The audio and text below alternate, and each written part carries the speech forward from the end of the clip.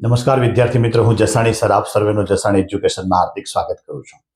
આપણે ચેપ્ટર 1 થી 8 ના આઈએમપી 1001, આઈએમપી 1002 અને એમસીક્યુ ની જે સિરીઝ આપણે ચલાવી છે મોસ્ટ આઈએમપી એમસીક્યુ, જેમાં 1 થી 8 ચેપ્ટરના આપણા મોસ્ટ આઈએમપી એમસીક્યુ ના વિડીયો બનેલા છે, આપણી ચેનલમાં ઉપલબ્ધ છે. આજે આપણે ચેપ્ટર 9 કહેતા ઓપ્ટિક્સ નું છે એ ચેપ્ટરનો આપણે વિડીયો બનાવવા જઈ રહ્યા છે. તો આની અંદર આપણે એમ કહેવાય કે 8 થી 10 જ એમસીક્યુ લેવા છે અને એ એમસીક્યુ એવા છે કે આખા ચેપ્ટરનું તમારું રિવિઝન પણ થઈ જાય, આઈએમપી પણ હોય અને આને લગતા બીજા એમસીક્યુ તમને આરામથી આવડી શકે. તો એમાં પહેલું જે એમસીક્યુ ની પસંદગી કરી, એક અંતર્ગોળ અરીસાની વક્રતા ત્રિજ્યા 20 સેન્ટીમીટર છે, બરાબર. અરીસાની સામે વસ્તુને 15 સેન્ટીમીટર દૂર મૂકીએ તો પ્રતિબિંબ. એકદમ સિમ્પલ છે. પહેલા તો અંતર્ગોળ અરીસો એટલે એનો આર કેવો હોય? માઇનસ, માટે f બરાબર -r/2, માટે 20/2, માટે -10 સેન્ટીમીટર અને u બરાબર -15 સેન્ટીમીટર. મારી પાસે સૂત્ર છે 1/v + 1/u = 1/f. અરીસો હોય તો, લેન્સ હોય તો માઇનસ. 1/v ને મેં કરતા બનાવ્યા તો u પહેલી બાજુ ગયો એટલે 1/f - 1/u, જેના કારણે 1/-10 + 1/15. શું કામ? માઇનસ પ્લસ થઈ ગયા. લસા 30 આવ્યો, 10 ને 3 વડે ગુણો, 15 ને 2 વડે ગુણો, માટે -1/30. માટે આપણો જે આન્સર છે એ -30 સેન્ટીમીટર આવે. આપણો આન્સર એ આવે. આમાં રકમ ટોટલી બદલી શકે. ઘણીવાર યુ શોધવાનો થશે, ઘણીવાર એફ શોધવાનો થશે, આવું બધું થશે. પણ અરીસા માટેનો એક એમસીક્યુ કરો એટલે એને લગતા જે કઈ 4-5 પેટર્ન છે એ બધી આની અંદર આવી જાય. બીજું છે અભિસારી. હવે અભિસારી એટલે બહિર્ગોળ અને અપસારી એટલે અંતર્ગોળ. આ યાદ રાખવાનું. લેન્સ માટે કેન્દ્ર લંબાઈ 0.25 મીટર હોય તો લેન્સનો પાવર. હવે અહીંયા અભિસારીનો જો ખ્યાલ નહીં હોય તો પ્લસ મૂકો કે માઇનસ મૂકો એ મુંજાઈ જશો. એટલે અભિસારી એટલે બહિર્ગોળ, અપસારી એટલે અંતર્ગોળ. બહિર્ગોળ હોય તો f+, અંતર્ગોળ હોય તો f-. પાવરનું સૂત્ર થાય P = 1/f, માટે 1/0.25, માટે 100/25, માટે આન્સર આવ્યો 0.4 ડાયોપ્ટર. આપણા એની અંદર એ આન્સર આપ્યો છે. એટલે લેન્સ માટેના પાવર માટેનો આમાં પરથી આપણને મળી શકે. ઘણી વખત એફ શોધવાનો પણ થાય છે. ત્રીજો જે એમસીક્યુ ની પસંદગી કરી છે એ વાસ્તવિક અને આભાસી ઊંચાઈ માટેની છે. ટેબલની સપાટી પર જડી દીધેલી નાની પિનને 100 સેન્ટીમીટર ઊંચાઈએથી જોવામાં આવે છે. આ જ બિંદુએ ઉપરથી ટેબલની સપાટીને સમાંતર રાખેલ 9 સેન્ટીમીટર જાડાઈના કાચના સ્લેબમાંથી તેને જોતા પિન કેટલી ઊંચાઈએ આવેલી દેખાશે. હવે મારે કેટલી ઊંચાઈ ક્યાં છે એની કેટલી ઊંચાઈએ છે તો વાસ્તવિકમાંથી આભાસી મારે બાદ કરવું પડે. તો એ જે અંતર આવે એ આપણો આન્સર થયો. તો મારી પાસે સૂત્ર છે HI એટલે આભાસી, HO એટલે વાસ્તવિક, = પાતળા માધ્યમનો વક્રીભવનાંક છેદમાં ઘટ માધ્યમનો વક્રીભવનાંક. HI ને મેં કરતા બનાવ્યો તો HO ગુણ્યા પાતળું એટલે હવાનું માધ્યમ અને ઘટ એટલે ગ્લાસનું માધ્યમ. માટે આ છે ઊંચાઈ 9, હવાનું માધ્યમ હંમેશા એક વક્રીભવનાંક હોય અને ગ્લાસનું આપ્યો છે 1.5, માટે કેટલું થયું? 6 સેન્ટીમીટર થયું.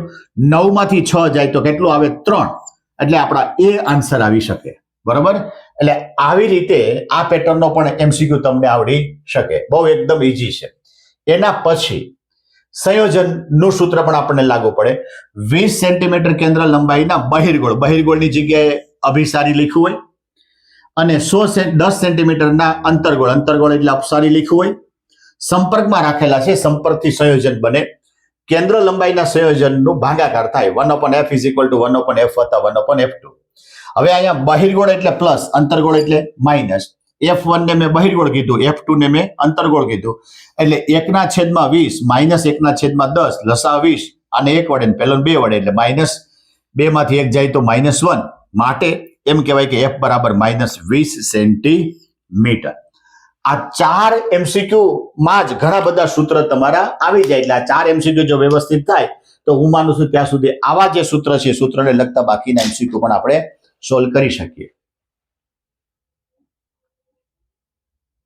જો જે 5મો એમસીક્યુ માઇક્રોસ્કોપ અને ટેલિસ્કોપ એને લગતો છે. માઇક્રોસ્કોપ માટે FO એટલે ઓબ્જેક્ટિવની કેન્દ્ર લંબાઈ 1 સેન્ટીમીટર, આઈપીસ તરફની કેન્દ્ર લંબાઈ 2 સેન્ટીમીટર, ટ્યુબ લેન્થ એટલે L 20 સેન્ટીમીટર, તો વસ્તુનું અંતિમ પ્રતિબિંબ અનંત અંતરે રચાતું હોય તો કુલ મોટવણી.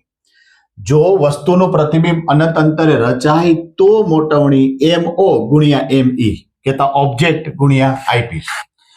MO એટલે L/FO ગુણ્યા D/FE. હવે L કેટલા છે 20, FO કેટલા છે 1, આ 25. તો કે એ માઇક્રોસ્કોપની એમ કહેવાય કે નજીકતમ બિંદુ છે, બરાબર છે. એની યાદ રાખવું પડશે કે D કેટલું હોય 25, એના છેદમાં પણ 1, FE એટલે 2, અહીં કેટલા આવશે 2. બધાયનું કેલ્ક્યુલેશન કરો એટલે આન્સર કેટલો થઈ જાય 250, જે તમારા એ વિભાગમાં છે, બરાબર. બીજું છે T જાડાઈની ને N વક્રી ભવનાક વાળી ગ્લાસ પ્લેટમાંથી પ્રકાશ પસાર થાય છે, તો શૂન્યાવકાશમાં પ્રકાશનો વેગ c હોય તો T જાડાઈમાંથી પસાર થવા માટે પ્રકાશને કેટલો સમય લાગે. આપણી પાસે સૂત્ર છે કે માધ્યમમાં વેગ ઇઝ ઇક્વલ ટુ માધ્યમમાં કાપેલું અંતર છેદમાં માધ્યમમાં લીધેલો સમય. હવે અહીંયા મેં માધ્યમના સમયને કરતા બનાવ્યો તો અંતરના છેદમાં વેગ આવ્યો. હવે અહીંયા સમયને t ડેશ બરાબર કાપેલું અંતર, જાડાઈ કેટલી છે t, તો અંતર કેટલું કાપે t છેદમાં v. હવે v એટલે c/η. હવે ઈટા ક્યાં ગયો ઉપર, માટે nt/c, એટલે તમારા આન્સરની અંદર nt/c આવી શકે. 7મો પ્રિઝમ કોણ વાળો. એક નાના પ્રિઝમ કોણ A ધરાવતા પ્રિઝમ એની એક સપાટી પર I ખૂણે પ્રકાશ કિરણ આપાત થાય છે, બીજી સપાટીને લંબરૂપે, આ શબ્દ અગત્યનો થઈ ગયો, લંબરૂપે નિર્ગમન પામે છે. વક્રીભવનાક ઈટા હોય તો આપાત કોણ શોધવાનો.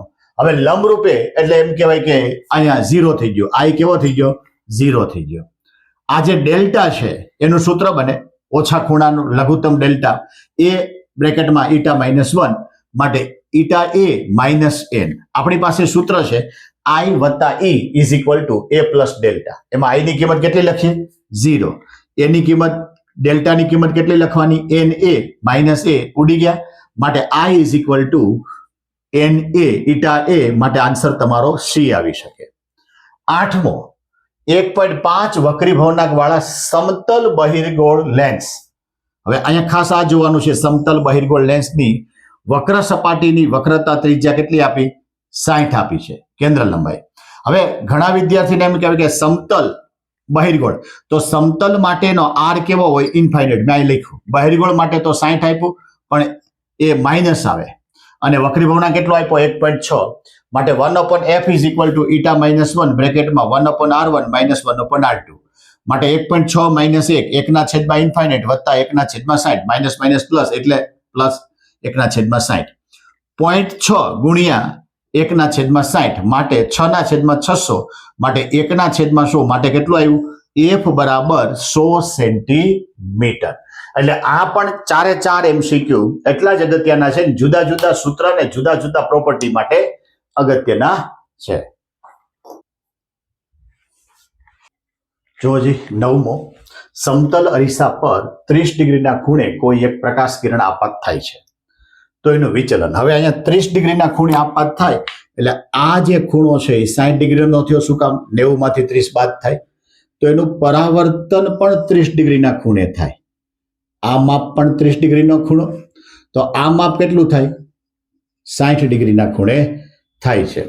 તો આ 60 ડિગ્રીના ખૂણે હોય તો આ સીધા માર્ગે જાય તો આમ થાય. આ 60 ડિગ્રી તો આ પણ કેટલો આવે 60 ડિગ્રી આવે. હવે આ શું છે આપાત કિરણ છે, આ શું છે પરાવર્તન થયું. પરાવર્તન ન પામ્યું હોત તો સીધા માર્ગે જતું રહે. તો આ આખો જે ખૂણો બન્યો એ તમારો વિચલન કોણ થયો 120 ડિગ્રી. 120 ડિગ્રી, માટે તમારો આન્સર આવ્યો એ. આ જે ખૂણો છે 30 ડિગ્રીનો થાય. 10મો MCQ પસંદ કર્યો છે, બહિર્ગોળ લેન્સની બંને બાજુની વક્રતા ત્રિજ્યા 15 સેન્ટીમીટર છે. R1 અને R2 બંને 15 સેન્ટીમીટર. વક્રી ભવનાક એટલે ઈટા 1.5.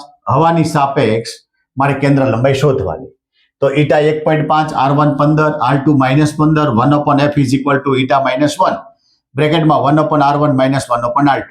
1.5 - 1 1ના છેદમાં 15 માઇનસ માઇનસ 1ના છેદમાં 15, માટે 0.5 ગુણ્યા 2ના છેદમાં 15, માટે 1ના છેદમાં 15, માટે કેટલું આવે 15 સેન્ટીમીટર આવી શકે. આ 10 જે MCQ છે એ ઘણા બધા અગત્યના છે, IMP છે.